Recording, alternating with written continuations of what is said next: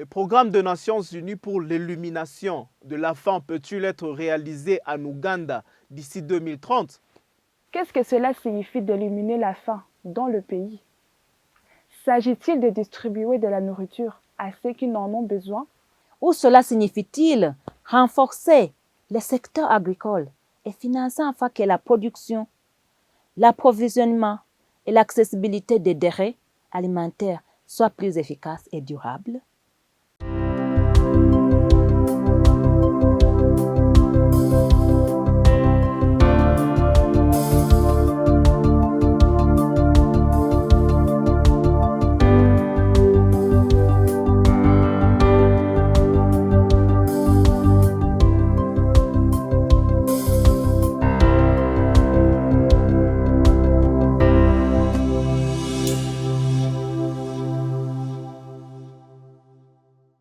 En 2015, les Nations Unies ont dévoilé l'agenda pour mettre fin à la faim dans le monde par la sécurité alimentaire, l'amélioration de la nutrition et l'agriculture durable.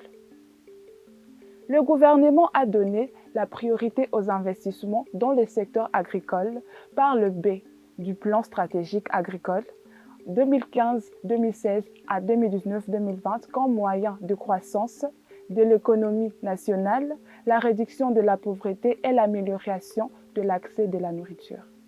Le rapport 2020 du gouvernement sur la mise en œuvre de l'agenda 2030 montre que les enfants ougandais ont accès à une alimentation plus diversifiée.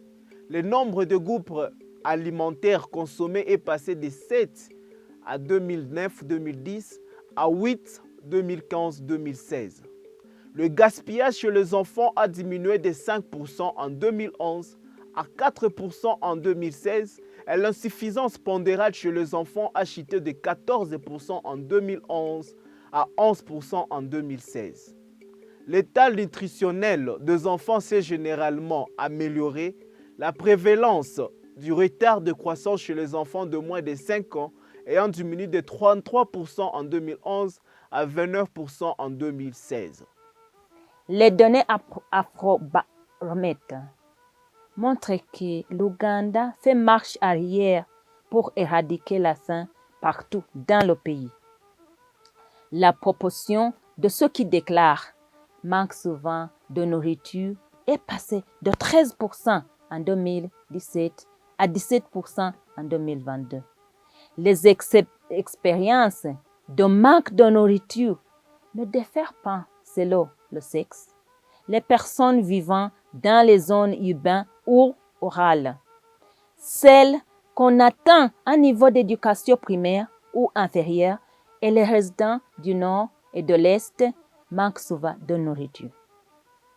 Que montrent les données Afrobaromètre pour le Kenya et la Tanzanie? Les pourcentages tanzaniens déclarent que manquer souvent de nourriture a augmenté de 10% en 2014 à 11% en 2022.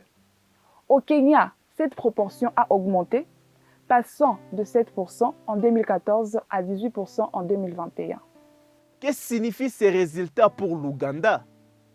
Le gouvernement et les autres prenantes doivent adopter des politiques transversales pour améliorer la production alimentaire, la distribution et les coûts des aliments de qualité dans tout le pays.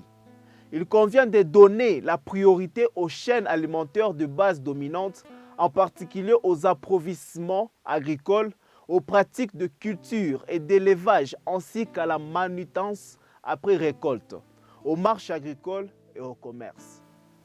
De nouvelles technologies agricoles améliorées devraient être introduites et domestiques.